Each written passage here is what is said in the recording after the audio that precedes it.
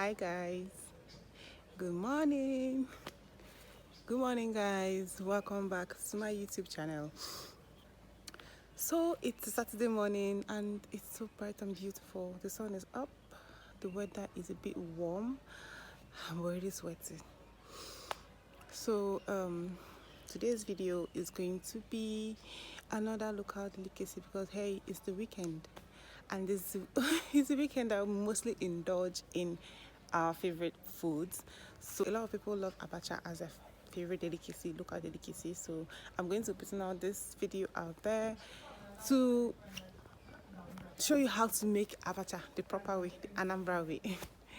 I'm an Anambra girl, so and our Abacha is different in a way. It has this distinctive ingredient that we'll put that makes it different from Enugu Abacha precisely. But if I'm asked to choose between both of them, I'll choose the both actually because they all have their distinctive taste. So guys, let's head to the kitchen and meet our ingredients. Don't forget to share this video, leave a comment, subscribe to my YouTube channel. Please guys, subscribe to my channel if you haven't subscribed. If you're new to this page, welcome to my page. So guys, let's head to the kitchen and make this dish. See you all, bye. Okay guys, to make Abacha you have to gather your ingredients first. First of all, I'm going to start by soaking the Abacha. The Abacha comes very dry, so most people use hot water to soak this, but I find it to be very soft and I don't like my Abacha very soft, so I use cold water and soak it for about 45 minutes or even more, just until it's soft, just as seen in the video. Until this is how soft I like my Abacha, not so soft and not so hard. So at this point, just sieve and leave it in a sieve for the excess water to drain off. And then get a bowl, proper bowl, like a bowl that can take that quantity of Abacha, so that mixing will be easier. In a bowl, you add the red oil, just a little bit, but just enough oil as well. Add the oil in the bowl. Meanwhile, previously soak your potash and strain it in a strain.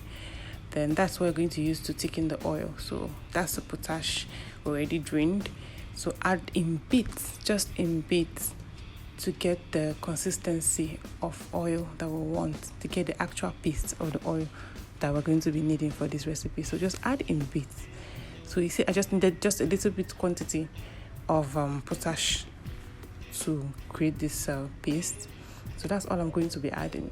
Just whisk it for a bit or turn it for a bit before you add the rest of the ingredients. So I just added a little bit more to get more consistency. So that's it. Turn for a bit and then start adding the dry ingredients.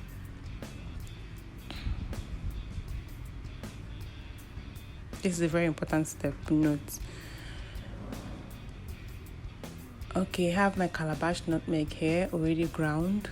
This calabash nutmeg, when you buy it, it comes as seeds, so you roast the seeds first and then blend it or grind it.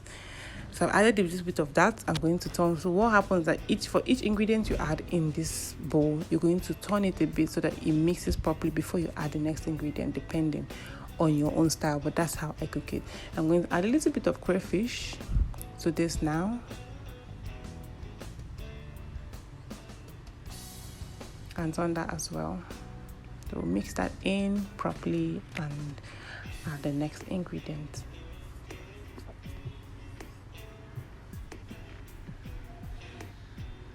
Here you have my salt, just a bit of salt to taste. It's all you need. Add that and turn as well. You don't want to be eating Abacha and then bite into a chunk of salt, no. So just turn that well. I'm using half stock cube because there's already salt in there. So just a little bit of stock cube for that taste. That's it. So turn that, break that up in bits and turn and mix that in properly.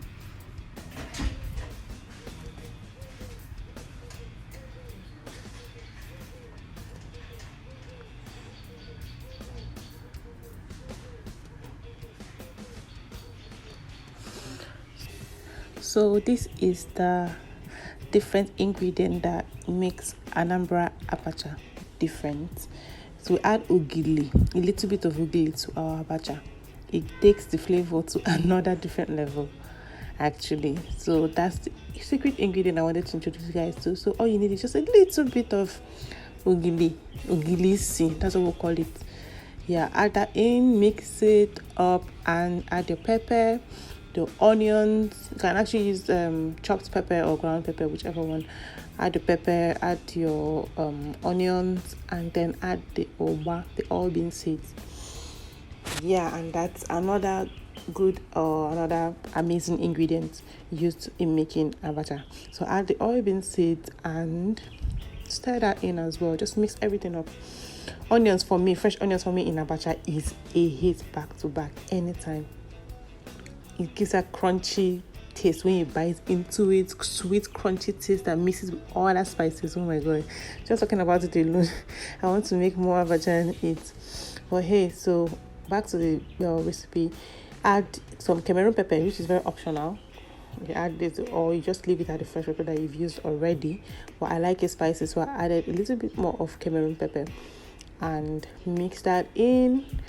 And the main thing to add here now is just your abacha. Most people add dry fish at this point, dry fish or dry stock fish, but I don't really necessarily think that's important. I think that's very optional. So all I will add at this point is the abacha, the soaked abacha.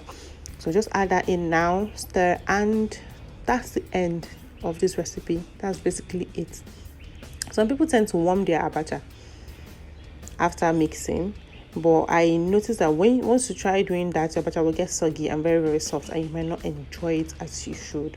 So I just prefer to enjoy this. But abacha is supposed to be served cold, not hot actually, because there's no heat involved in the original recipe. So here we go, we have our abacha. So all you need now is chop your garden egg. If you have garden egg leaves, fine, that's the perfect thing to use for this abacha.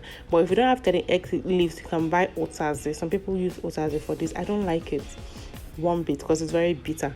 So I prefer my garden egg leaves, which has a little bit of bitter taste but more flavorful taste. So here we go, just serve your abacha. You can have this with a side of fish or whatever. So guys, thank you for watching. Don't forget to like, subscribe, share this video. See you all in my next video. Bye bye.